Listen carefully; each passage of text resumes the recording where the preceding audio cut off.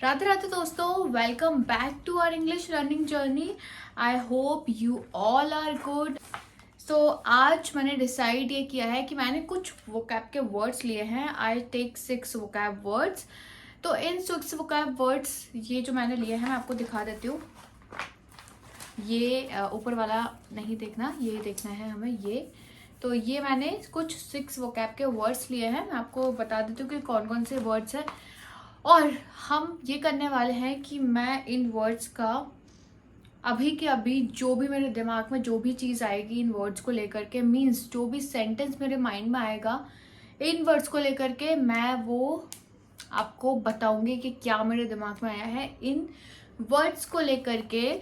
तो इससे हमारी दो चीज़ें होंगी। एक तो हमें ये पता चलेगा कि इन वर्ड की हमें वोकैब पता चलेगी, तो हम अपने वोकैब की प्रैक्टिस भी कर लेंगे। और दूसरी जो चीज़ है वो ये रहेगा कि हमें एक सेंटेंस फ्रेम होके मिलेगा, तो हमें वो वर्ड रिमाइंड करने में भी इतनी दिक्कत नहीं होगी। तो बिना देरी के जल्दी से शुरू करते हैं। तो my first word is agitation. Agitation means होता है बेचैनी। बेचैनी को अगर मैं रिलेट करूँ तो इस वर्ड को सुनते से ही मेरे दिमाग में आ रहा है कि जब भी मैं बस में ट्रैवल करती हूँ तो मुझे घबराहट सी और एक बेचैनी टाइप की होती है। तो यही एक, मैं इसको ही एक सेंटेंस में फ्रेम करती हूँ इन इंग्लिश। सो मैं बोलूँगी कि इसका क्या था, एजिटेशन था ना। हाँ, I feel agitation when I travel in the bus.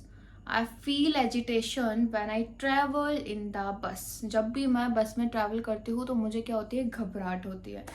ठीक है, तो ये हमारा पहला वर्ड हो गया।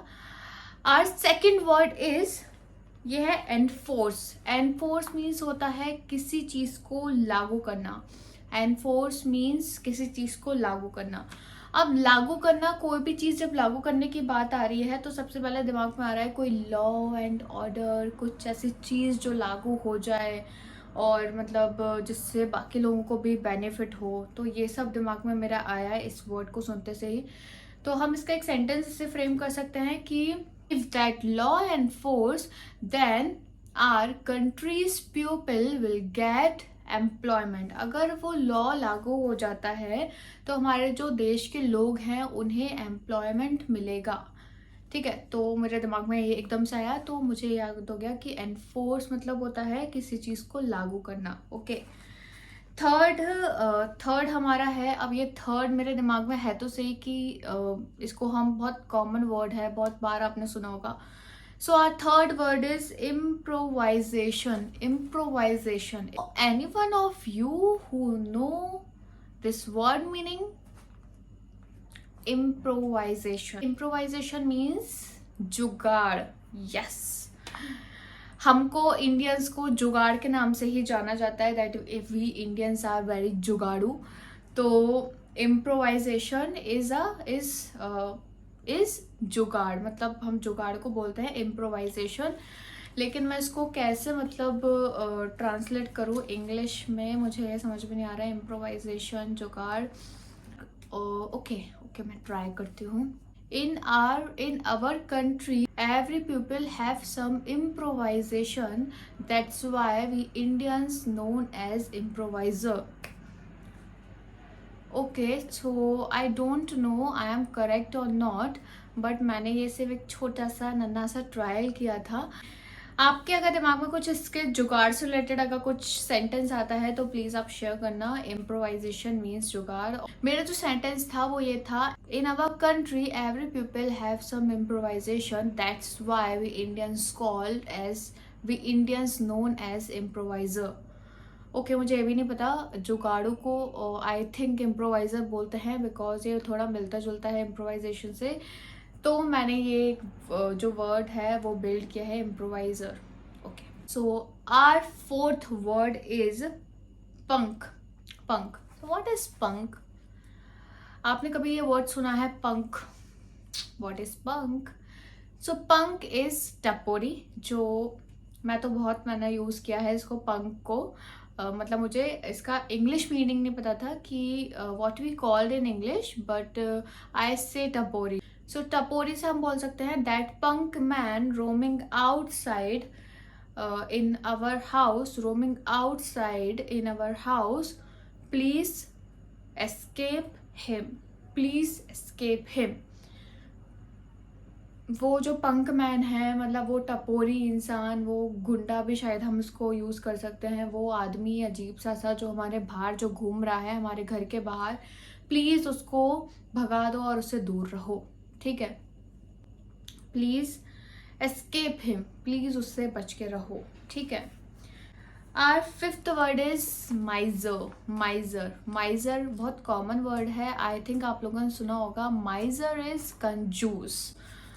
तो हमारे फ्रेंड सर्कल में कोई ना कोई एक ऐसा दोस्त ज़रूर होता है जो बहुत ही कंजूस होता है, और कंजूसों पे बहुत ही एक कहावत है, मतलब बहुत जानी मानी, और वो ये है कि कितना कंजूस है तो पूरा मक्खी चूस है, ठीक है। तो ये गाना भी है कि तू कंजूस है तू पूरा मक्खी चूस है, नेचर तो तेरा खड़ूस है। तो ये गाना भी है हमारा, लेकिन कंजूस we call major, miser, miser not major, miser. Miser मतलब कंजूस। तो हम इसको अगर एक सेंटेंस में फ्रेम करेंगे तो हम क्या बोलेंगे? Miser, he is very miser that he suck a fly out of milk. Okay, इतना ज्यादा कंजूस है वो कि वो दूध में से भी मक्खी चूस के फेंक सकता है। Okay, so we call miser means कंजूस। So our last word is adroit. Adroit means होता है हमारा माहिर, निपुण, किसी चीज में माहिर होना। तो इसके बारे में बहुत एक क्यूट सा एग्जाम्पल मेरे दिमाग में इसका ही आया है। निपुण मतलब माहिर। So she is a एड्रोट। एड्रोट, पहले तो मुझे वर्ड याद करने में टाइम लगेगा। Adroit, she is a adroit pilot and I am proud of her. She is a adroit pilot. वो क्या है? एक एड्रोट पायलट है, निपुण पायलट है, and I am proud of हर, और मुझे उस पर गर्व है। ओके, तो ये हमारे 5 वर्ड्स थे। तो पहला हमारा था एजिटेशन, सेकंड हमारा था एनफोर्स, थर्ड हमारा था improvisation, yes improvisation, and fourth हमारा जो वर्ड था वो था हमारा माइजर। फिफ्थ जो हमारा वर्ड था, एक वर्ड स्किप हुआ है भाई, एक वर्ड पंख, पंख पंख पंख, टपोरी। टपोरी कैसे भूल गई मैं। ओके, सो फोर्थ वर्ड हमारा था पंख। फिफ्थ वर्ड हमारा था वॉट हमारा फिफ्थ वर्ड क्या था? माइजर। हमारा फिफ्थ वर्ड था miser, and our last word is adroit. Adroit, adroit मतलब होता है निपुण। ओके, तो दोस्तों ये मेरे कुछ वर्ड्स थे जो मैंने लिए थे, एंड आई होप कि आप लोगों को भी मज़ा आया होगा और अच्छे लगे होंगे वर्ड्स। और मेरे कुछ ये जो एग्जाम्पल मैंने लिए थे, इससे आपको याद करने में भी इन वर्ड्स को आसानी होगी। तो आज के लिए हम इस वीडियो को रखते हैं इतना ही, और अगले वीडियो में मिलते हैं। जब तक के लिए अपना ध्यान रखें, सुरक्षित रहिए, वीडियो को लाइक और चैनल को सब्सक्राइब करना ना भूलें। राधे राधे।